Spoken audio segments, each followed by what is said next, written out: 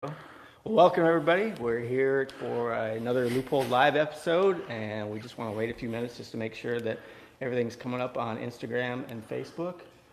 And I need time to try and turn my phone's sound off. Turn your ringer off. Yeah. Probably doesn't ring. It probably is. It's got Leupold started a live video. Watch it before it ends. There you go. Well, according to your phone, we're live and everything's working. All right. Are we still Check it waiting out. for the thumbs up? No? Yeah, we're good to go there. So we're How does here this stuff work? Sorry. we're here on Vancouver Island, BC, with obviously our special guest, Mr. Jim Correct. Shockey, and we just returned from the north part of the island where we had some epic bear hunts up there with Jim's Pacific Rim Outfitters, and that was unbelievable experience, and we'll talk about that more down the road. But in the meantime, we're back down here in the southern part of the island, and Jim's got a special project that we want to kind of give everybody a sneak peek on. And so, Jim, tell us a little bit about where we are. You're in the Hand of Man Museum of Natural History, Cultural Arts, and Conservation. Okay. It's a little project I've been working on for about 45 years. So 45 actually 50 years. I probably, started when I was 10 years old. Started collecting what you see in this museum. And there's a lot of really fascinating things here, and we're going to kind of walk through here, and you're going to kind of give us a little sneak peek tour, I think, and for everybody to kind of see a little bit of what's here, and certainly an overwhelming amount of stories and really unique artifacts and everything like that. So I can't wait to hear about them. Oh, heck yeah. Yeah, anything you see, just ask, because everything here I've personally found and curated. So A million stories, that's for sure. yeah, maybe a few more than that even. So why don't we just kind of take a little stroll down through here, and then we can... Yep, apologies because our soft opening is in a few days, so we've got electricians working down the hallway, so it's not going to be exactly perfect. And I don't know if you want me like Northwest Coast items, pre-Columbian textiles. These are photographs from some of the adventures we've had over the years. Definitely some unique poses and different characters that we're seeing here. Yeah, there's a lot of places around the world where I can't wear this, or I shouldn't wear it. Right. It's just a little bit too much attention. Yeah, there's some. These photographs are from Pakistan, from Iran, Afghanistan, actually, from Azerbaijan. This is a crazy photograph. These guys, these were in the smuggling line between Somalia and Sudan. So it's the Mercy tribe, and we bumped into these characters in Ethiopia, in the middle of nowhere. They came out, and this little character here came up to me and like tough, and grabbed my glasses off my face and put them on his own face, and started, like looking at his buddies. Challenging? Yeah, it was. That's exactly what it is. It's if you act like a victim, you become a victim. Right. So I reached over and I went, and I busted his gree necklace off and said, okay. And I said, here, it's a trade sunglasses for my. So there was about like literally 10 seconds where the AK-47s could have started talking, or our guns. Wow. But then one of his buddies started laughing because a little jerk that would do that is a little jerk, and his buddies knew that too. So they started giggling. And then the whole crew, now we're buddies. God, look how tall these guys are! Holy smokes, man! Yeah, well, I'm with boots on like that about 6'4" and a hat. Jeez. He's taller than I am. Wow. Just like that. So yeah, there's doors from Tibet, Nepal. This is all Papua New Guinea pieces. All the photographs that you see in the museum as well.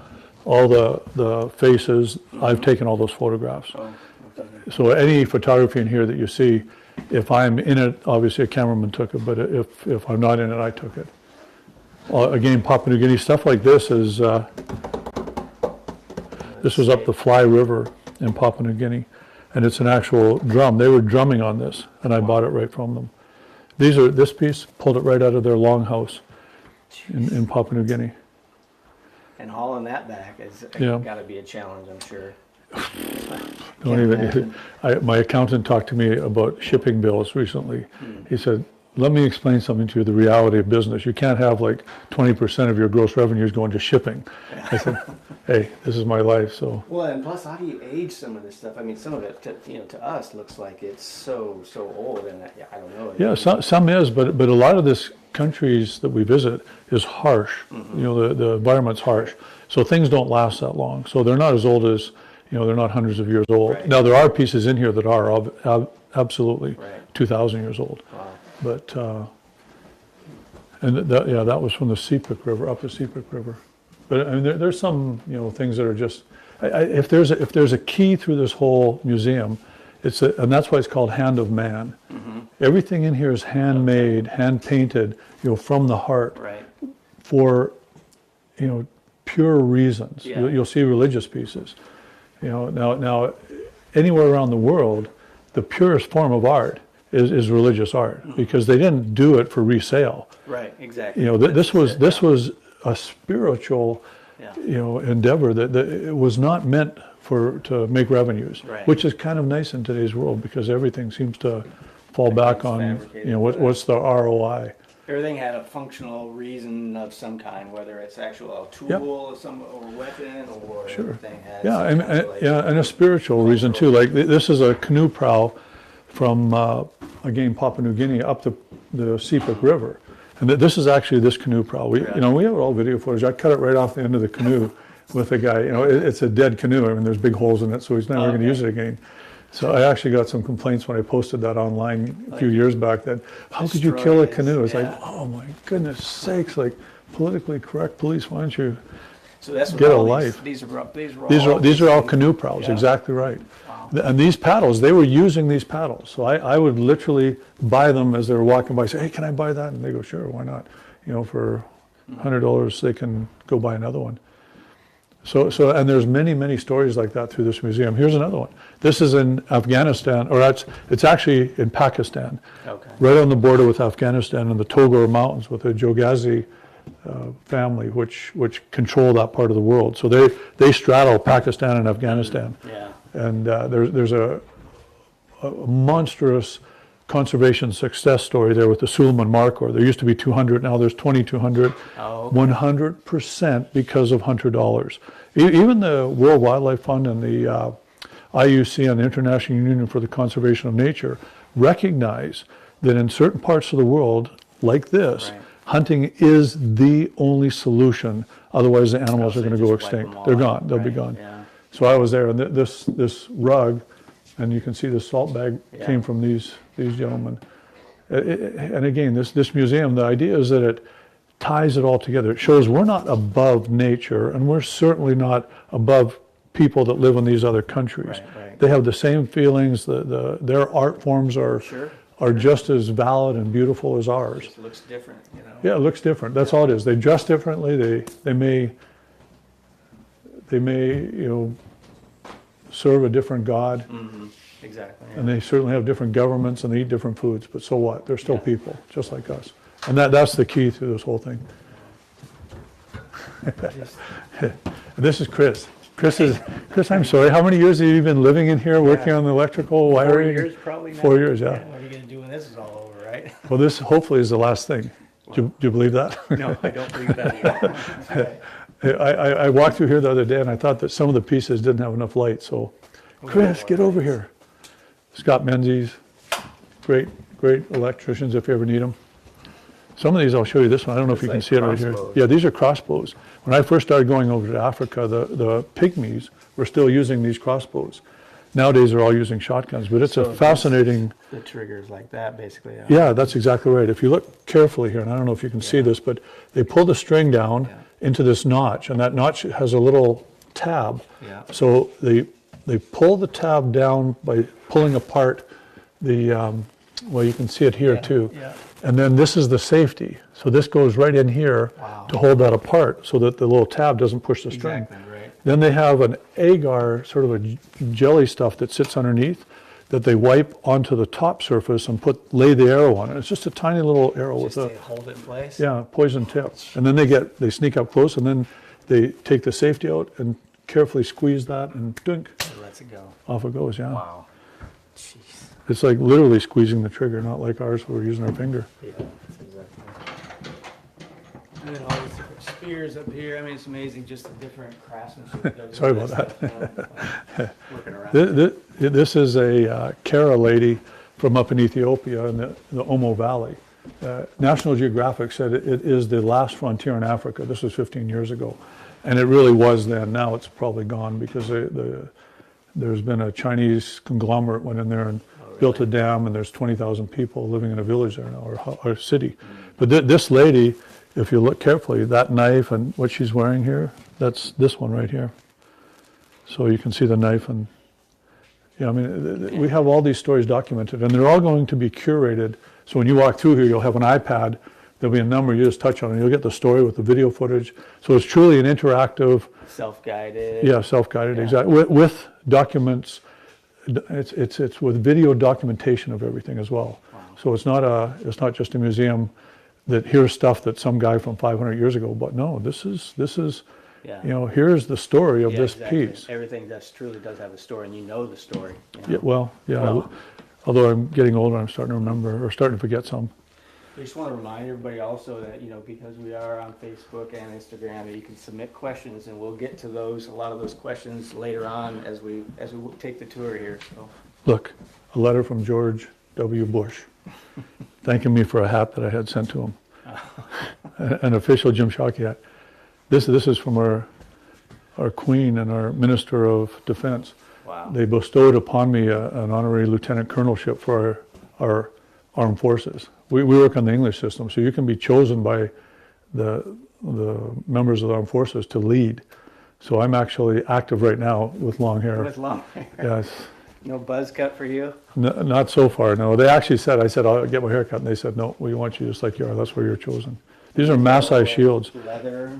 Yeah, and if you look carefully, there's a lion painted on it, which for the Maasai is you know, I mean, that's an icon for them because the battle between lions and Maasai has been going on for thousands of years. These are Bamluki elephant masks. Oh, okay, sure. And again, like I say, all the photographs. That's an intense set of eyes. Yeah, Wow. sometimes the people are, you know, not quite as happy to have their photograph taken until I explain, but it'll be in a museum. I really don't know how to react when that happens, right? They're generally pretty accommodating. Yeah. Let's take a look in here. Yeah, that was just the hallway, and not all of Yeah, it, just part of it. we They're just going to go went thump, thump, thump when they hit the white guys, and they'd be up trees by then. But the next hunter that came in, he shot and didn't make a good shot. We found mine dead, no problem, but we found this one dead, which was mine. The next hunter came and didn't make quite as good a shot, and they were doing the same thing. And again, you know, Andre was leading, and Didn't work out so well. yeah, 24 hours he laid out there before they could cut a road to get a vehicle to him. Then they medevaced him out. Well, no, they got him out to the main city, Brazzaville, and then down to South Africa, literally within, you know, he'd have been dead within hours. But, you know, near as I understood, the bull smacked him down through his collarbone, took out his voice box and into, I think, the top of the lung even. And then, yeah, and then the other striped across had his intestines out. But, you know, Andre's safe and sound now. Crazy. Yeah, Andre, Survive that. wherever you are, peace, baby. That's a story. Yeah, I'm not sure if he's back at work. This was a few years ago, but it's a very, very dangerous animal. Hopefully he's not leading those hunts anymore, those searches anymore. Yeah, I don't think he's in the Congo anymore. I'm not sure Congo is open anymore. There's another thing too, history. So it's not like you won't see. It's not a trophy room. It's a natural history museum, right. Cultural arts and conservation, and pieces like this. This is a 15-foot crocodile from Mozambique. When we went there, it was on our Uncharted show. Harder. Okay. The wild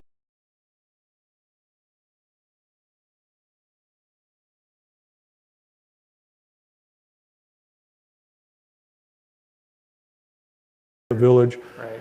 And we spent 3 days trying to get that croc. And, you know, we found this one. If you ever watched the show, there was, you know, a jacket inside or a shirt. And then we left, and the next day, at where we'd been staying, the fellow who was looking after the yard, basically, his wife and daughter both got taken right at the boat launch where we were every day standing right there. And that was the day after. Crocs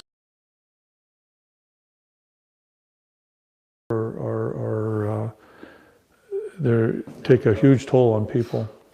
This is a hippopotamus skeleton. That's you call it blown up or expanded. Sure. Yeah. And it's you can see from this when you look at this in this way that they're aquatic. I mean, it's obvious. This thing is some kind of aquatic beast. Wow. And this is one. If you watch the Uncharted, we were in Tanzania helping out a village along the edge of the Selous Game Reserve. Mm-hmm. The hippos were, coming and raiding the village. So they asked us, would we help? So we went in to try and find this one particular hippo. And we'd walk through this riverine habitat, nothing, we didn't see anything. Right. And then I just caught one of the trackers behind me. I saw him looking like this. And whenever you see a tracker switched on and tuned in, it's like, okay, this is not good. Get ready, right? And so I just turned, and right then the hippo came out of the brush going full speed. Now hippos take time to start getting momentum. Right. So if you see them from standing still to charging, that's no big deal. You have lots of time. Yeah. But when they're coming at 30 miles an hour, I mean, you have lots of time. You still have to make a good shot. Right. But when they come at you from 30 miles an hour and 30 feet I had away, spot I could see them for a shot. I mean, that's like this till this, you're dead. And he was coming straight on. So that's the actual hippo. Again, documented. And the curation of this place, this will all be in that. Yeah. It's amazing. The skull is just, it's like weird. It doesn't look like, it looks like part of a vertebrae or something like that. Yeah, it looks like a dinosaur, which essentially they are. These are all different stools from Africa, like the Ashanti stool. And again, it's all going to be curated in the end. You'll be able to, if you're interested in that. Yeah. This is a hippo skull again. This will give you an idea of why they're so dangerous. It doesn't look real.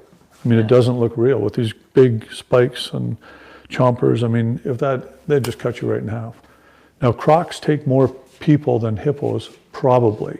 The problem is when crocs take them, what happened? Nobody knows. Yeah, did they just run away? They're just gone. Right. When a hippo takes a person, you always find them. Just torn apart. Yeah, bits and pieces all over. The hippo is not going to eat the person, or no. They're just going to basically intruder, get rid of the intruder kind of thing. Yeah. Okay. These are all the small antelope too over in Africa, and that when you've hunted Africa, going on 150 times, everybody kind of ends up trying to hunt these because they're by far the most difficult of all the African animals to hunt. The duikers, the dik-diks, the water chevrotain, the Sunnis, they're all extremely difficult to hunt. The conditions are thick, generally calling them. Small and and everything hunts them. Yeah. So they've learned to become survivors. Right. Everything is trying to eat them. So it's something that small, not making a whole lot of noise going through there. That's for sure. No, well, I couldn't hear them. The pygmies hear them. For me, they're always tapping me on the shoulder, like this, and I go, and literally it's 10 seconds before I finally pick up the little shuffling of them coming through. Those guys have sensors that make ours, like I say, we look like dunces, dinosaurs. This I don't know if you're, well, I don't, like I say, I'm sort of bypassing a lot of the animals because it's, I love the cultural artifacts. For sure. Well, and a lot of this stuff is so interesting to everybody because they don't see it as much. They can identify an animal maybe, but they don't understand what all this is. Right, but it's all tied in with the hunting cultures, hunting and gathering cultures in the past. Right. And that's how we started. There's also a big library in here as well. A definitive library on the Northwest Coast, native cultures, and we're putting together the hunting, and I also have to get a tribal library set up. These are new Chalneth baskets, and again, you see like these are new Chalneth basketry antlers, so they're blacktail antlers, and it's over and over and over again that you see the hand of man has touched the animals, has touched, I mean, it's the very essence of what we've always been. We've survived because of animals. Now, whether we've domesticated them or hunted them, we are inexorably linked with these creatures. And it shows up in the cultural forms all the time. So they make those specifically just to dress up those antlers? I mean, it's just like if you were making, a sweater for yourself, and it's amazing that. Yeah, and again, people talk about trophies, and you know, the animal rights people say, oh, the worst thing is you guys take pictures of you with a dead animal, your big ego. That's bullcrap. It's all about a memory. You know, now you're tying in the memory with something that's handmade, which is the same thing we do with taxidermy. It's a memory of an event, an accomplishment. Now, a lot of people think, well, what's the accomplishment? You shot a, killed something. Well, go try it. Yeah, exactly. Yeah, I mean, anyone that hunted, I think we know how hard it is. You just don't go out and come back with meat. Yeah. It doesn't work like that. It's You definitely spend weeks and months and sometimes years trying to get a given animal, if you're, depending on how selective you are. Yeah. This room is now you're starting to get into our. It's North American oriented, this room, but also all the capra and ovis species from around the world. And again, no shoulder mounts. There are skulls, but to me that's a natural history. I think it's fascinating. I mean, you'll find some of the fanciest New York apartments now decorated with a skull of this or that. Now, they didn't hunt it.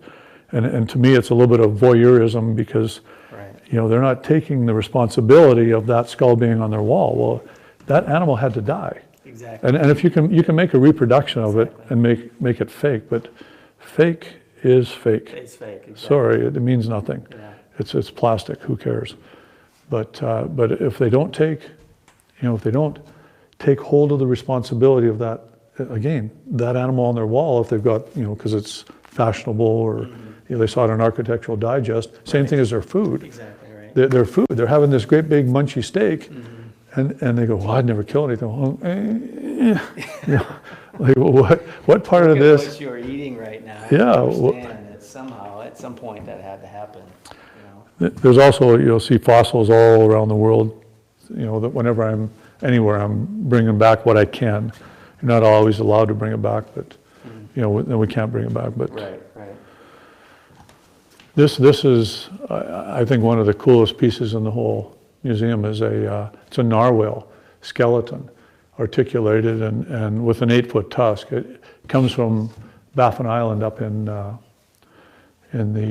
Arctic Bay, actually, in Canada. They still hunt narwhal and beluga whale. They still hunt, and they still hunt bowhead whales and right whales. I've been with the Inupiaq natives up in Point Hope, Alaska. They invited us, with the Outdoor Channel, to document the last traditional whale hunting community up in Alaska.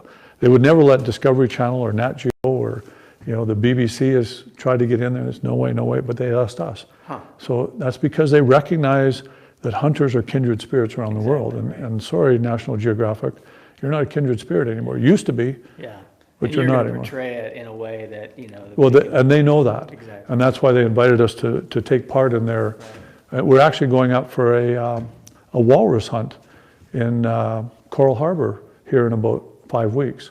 And again, we were invited. This is to go take part in their traditional hunt for the walrus, to turn it into egonuk, which is what they actually eat on the walrus, or they sort of percolate it for a few months on the sun and then freeze it and eat it. It's actually good-ish.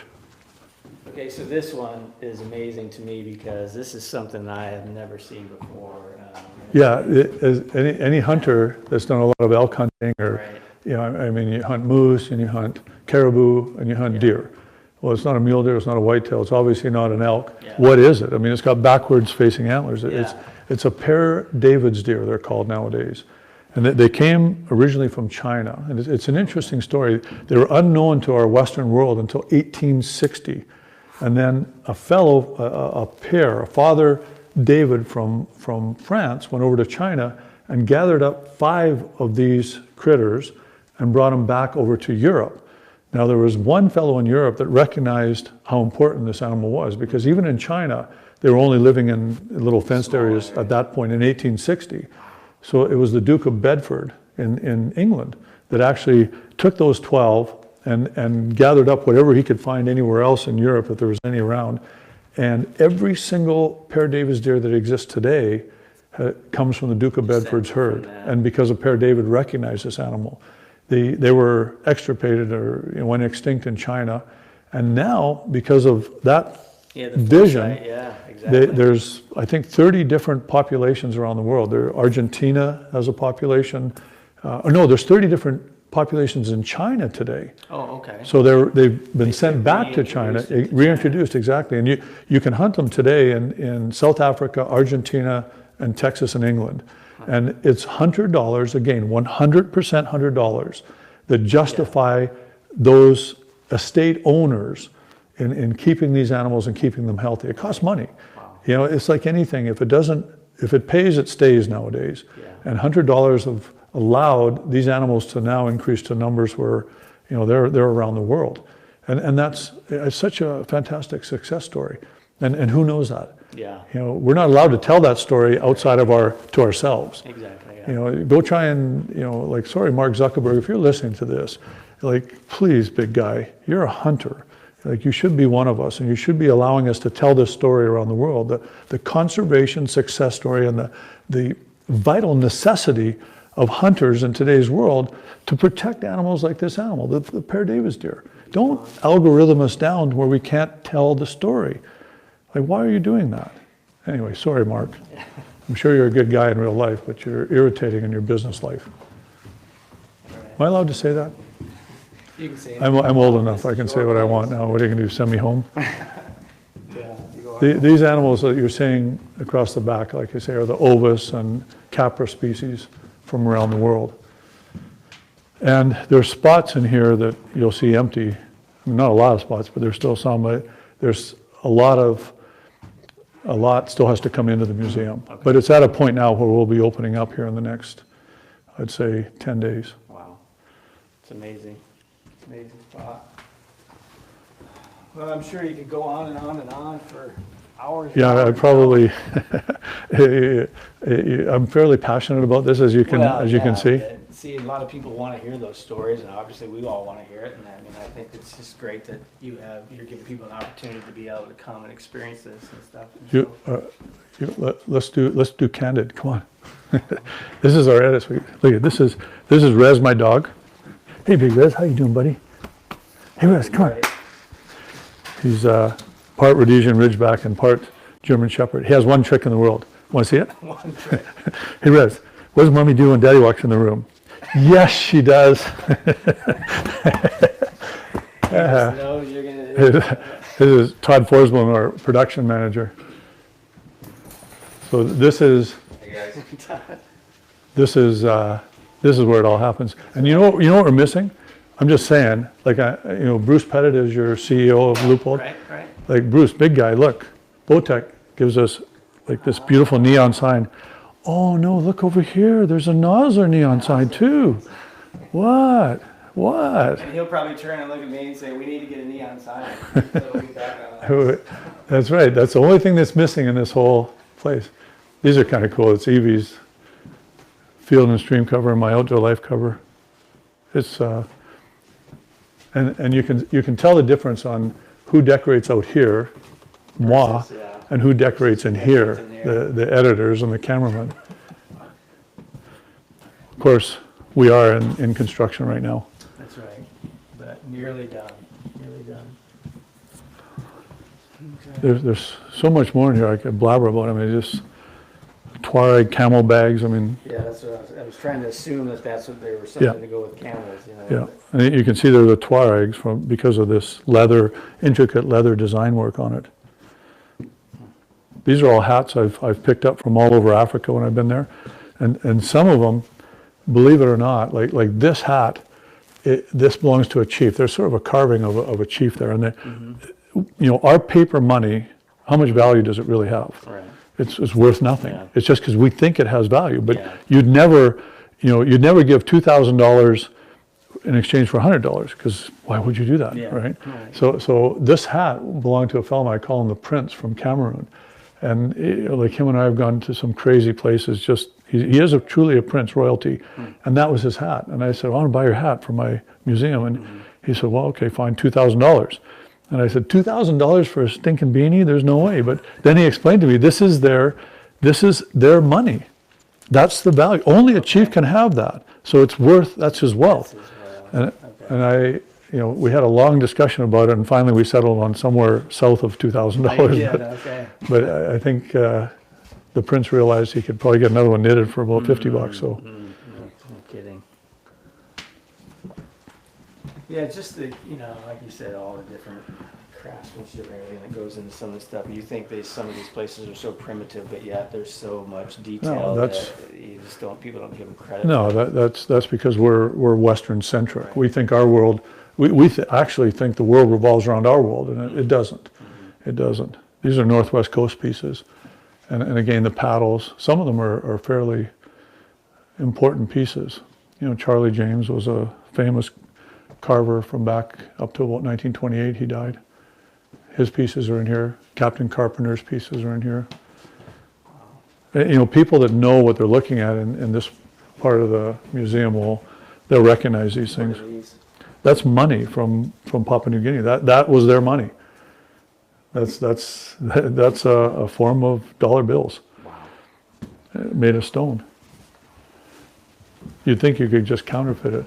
These are Shipibo pots from South America, from Peru actually. You can export them out of Peru, but you can't export the coastal, pre-Columbian pottery. And it's because the coastal people were the ruling class. Okay. Whereas so the higher up in the hierarchy. Mm-hmm. The lower caste people were the people that lived in the jungles. And so their pottery you can export, you're allowed, but the coastal pottery, the ruling class, no, that's national art treasures. So common people's pottery looks like this. I can only imagine what the coastal pottery looks like. Yeah, it's nice. Yeah. There's Mochi and Chimo and Nazca. They're beautiful, beautiful pieces. This is actually, I'll show you one that I quite enjoy. I have this in here as well because it's part of health and Sure. living. But if you look carefully, it says red pills for pale and weak women, right? And every time I walk through here with Louise, I say, "Oh, look at this. That's so politically incorrect nowadays." And I go, "But how do pale and weak women know what pills to take?"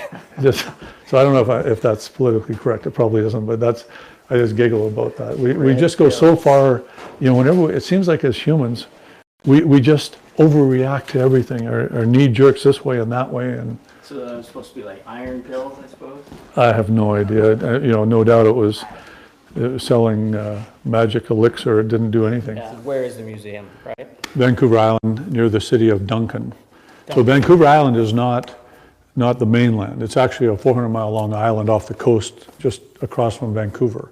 But Victoria is our capital city of British Columbia, and it's on Vancouver Island. Okay. Anybody who's watching that has a spouse that would love to come to a beautiful place, Victoria, Vancouver Island, and then we're about an hour north of that. Okay. One person, Thomas on Facebook, he wants to know, what is the oldest arrowhead you have? How do you age arrowheads? Well, here's the thing about arrowheads. That's a bit of a misnomer because there were no bow and arrows until about 1,200 years ago, as far as I know.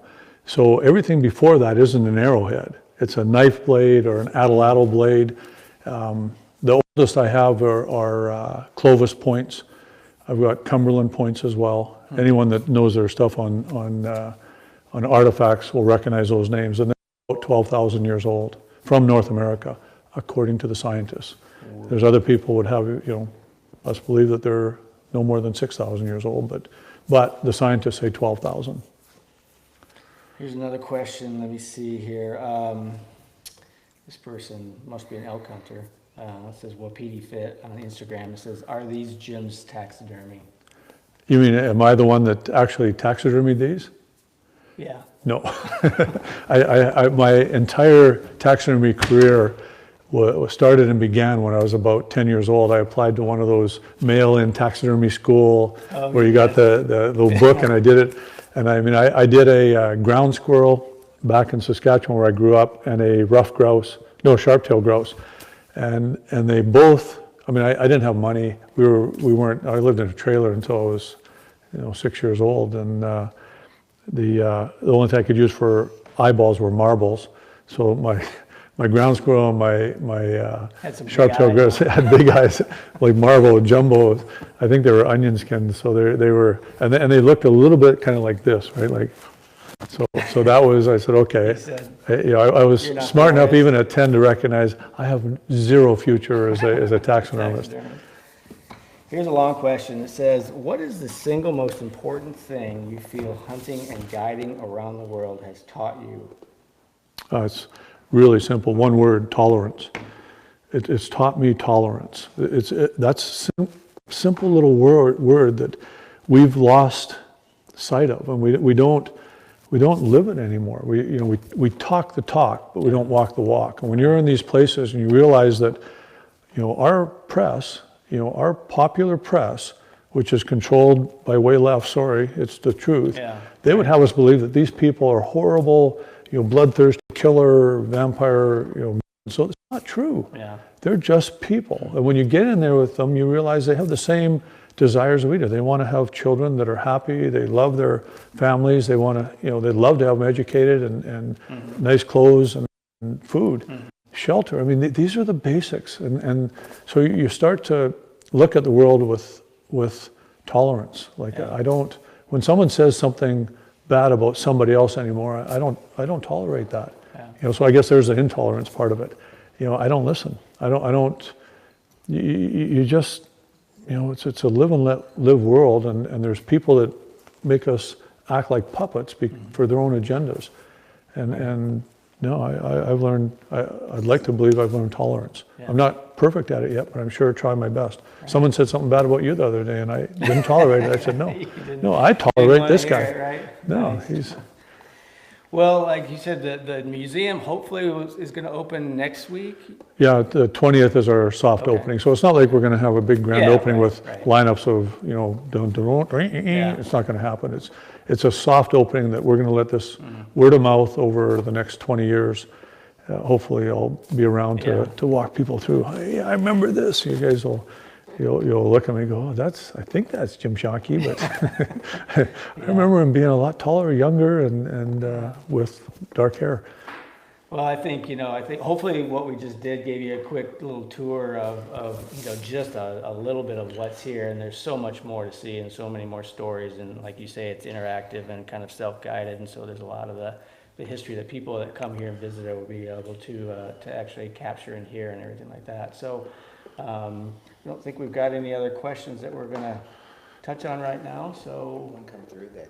Did you take all the animals in the museum? The question is, did I hunt all the animals you're seeing?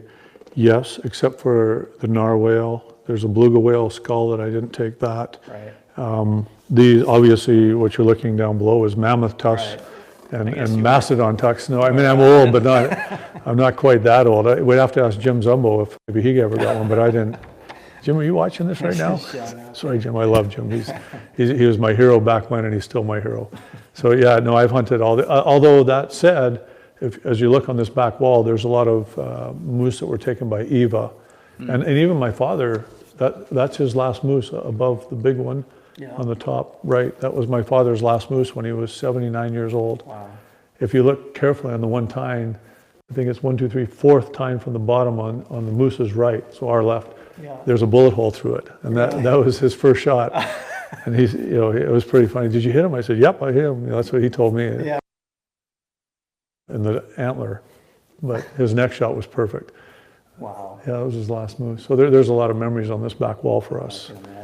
And when you come, you'll get an iPad that'll explain. There'll be a number on the wall, and it'll explain, the relation between these animals. This isn't a trophy for our egos. Yeah. It's a memory of an accomplishment, an event that happened that we're proud of. Right. That's what our family lived on. If I didn't, if my dad didn't get a moose when I was young, we didn't eat meat. We didn't go buy a cow. Yeah. I didn't even know you could buy a cow. It's serious. I didn't know that. We did get moose. We ate macaroni all winter. Jeez. So it's, this is what this means to us as hunters. We all know that. Yeah. It's not about egos and record books and inches and size, no. Yeah, it's like you said, it's like feeding your family and, and just the adventure and the story and just, I don't know, the encounters that you run into, and there's a lot of that stuff that, you just don't experience that just, even just hiking down a trail. A lot of times, you don't see every single time too much, but. Fresh air, exercise, camaraderie, family. That's hunting. Yeah. 4 words that describe hunting.